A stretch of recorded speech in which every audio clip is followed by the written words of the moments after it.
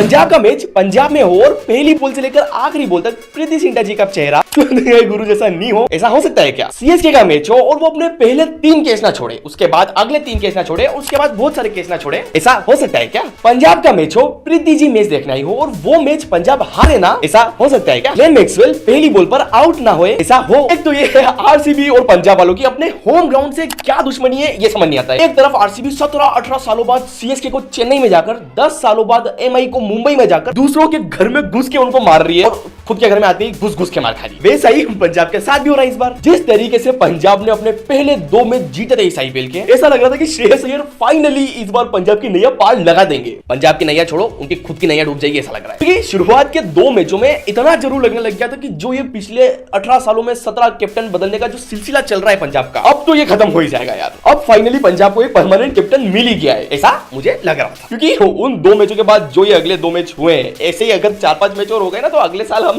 Tata bye bye कर रहे होंगे प्रीति जी के साथ साथ श्रेयस अय्यर को। हमेशा के लिए थोड़ी जा रहा है, क्या हाथ हिला रहा है?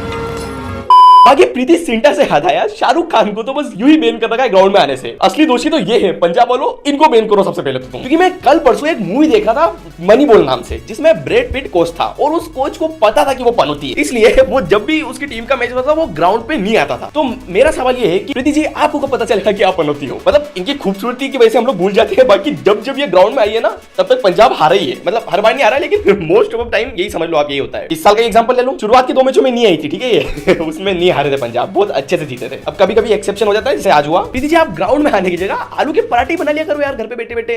आप नहीं आओगे तो जीत भी जाएगी पंजाब और वो पराठे वेस्ट भी नहीं होंगे। बाकी मेरी बातों से आपको लग तो गया होगा कि पंजाब की लगी पड़ी थी, लेकिन पता नहीं चल रहा था कि लगी पड़ी है कि नहीं लगी पड़ी है। मैं, कमेंटेटर्स, आप, हम सभी कंफ्यूज थे कि पंजाब खराब खेल रहा है या सीएसके खराब खेल रहा है। क्योंकि विकेट्स तो धड़ाधड़ गिरते जा रहे थे, ठीक है, लेकिन at the same time Punjab के बैट्समैन पता नहीं क्या खा के आ रहे थे अंदर से कि आते पहले धुआं कर रहे थे। इस पूरे मैच में केवल 2 चीजें होती थी, या तो विकेट्स गिर रहे थे या छक्के गिर रहे थे, उसके बीच में बात ही नहीं चल रही थी। हाँ, केवल छक्के यूं नहीं बोला है मैंने कि चौके और छक्के पड़ रहे थे, नहीं, या तो विकेट या फिर केवल छक्के, सिंगल विंगल तो भूल ही जाओ। तो एक तरीके से लिटरली हर ओवर में विकेट्स गिर रहे थे। एक टाइम पे शायद 10-11 ओवर में पंजाब की आधी टीम पवेलियन में जा चुकी थी वापस। तो सीएसके फैन खुश थे, लेकिन at the same time run ही नहीं रुक रहे थे। और सीएसके के फैंस को पता था कि भाई 180 के ऊपर ये पारा गया कि सीएसके गई क्योंकि बहुत ही रेयरली टारगेट ये चेस कर पाती है सीएसके। ग्राउंड, अपने होम ग्राउंड छोड़ो, बाहर क्या कहां कर रही है आप भी सोच लो, शायद 2018 में गई थी लास्ट टाइम। इतने विकेट गिरने के बावजूद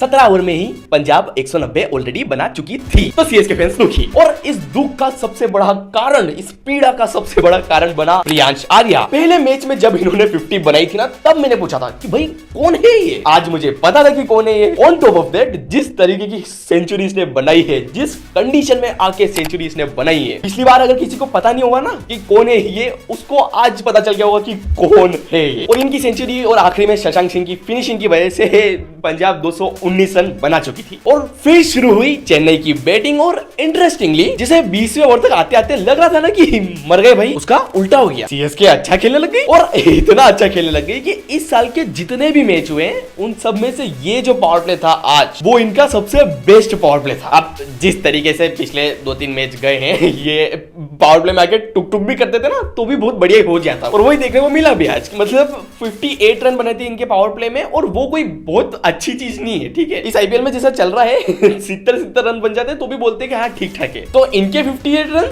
ठीक ही थे, लेकिन इनके लिए बहुत अच्छे थे वो। ऊपर से जब आप 220 चेज कर रहे हो तो कम बोलूंगा मैं एक तरीके से। लेकिन ये सीएसके है, इनका गेम कब यूं से यूं पलट जाए कोई भरोसा नहीं होता है। पावर प्ले खत्म होते ही इनका गेम ऐसा यूं पलट गया। और नहीं, मैं सीएसके की तारीफ नहीं कर रहा हूँ, पावर प्ले में कितना बढ़िया खेल रहे थे ये। पंजाब की एकदम टिप टू टिप चल रहे थे, पावर प्ले खत्म होते पहले हक दिया। क्योंकि वो क्या है ना कि इस आईपीएल में अभी तक जिन्होंने पावर प्ले में एक भी विकेट नहीं गवाया है, वो 100% ये मैच जीती है। तो सीएसके ने देखा, अरे यार ये तो जीतने वाली बातें चलने लग गई, ये तो प्लेन था ही नहीं। तो उन्होंने 7वें ओवर में 2 विकेट दे दिए। उन्होंने बोला देखो पावर प्ले में विकेट नहीं गिरे, लेकिन पावर प्ले के जस्ट अगले ओवर में विकेट गिर गए, तो हाँ अब जीतने वाली बातें मत कर नाम से। लेकिन भाई मजाक से हट के क्या टुक टुक, अब ये टुक टुक केवल मैं थाला की देखने आता हूँ, तुम्हारी थोड़ी देखूंगा मैं सॉरी, मतलब मजाक से हटके ये चल रहा था हाल, ठीक है।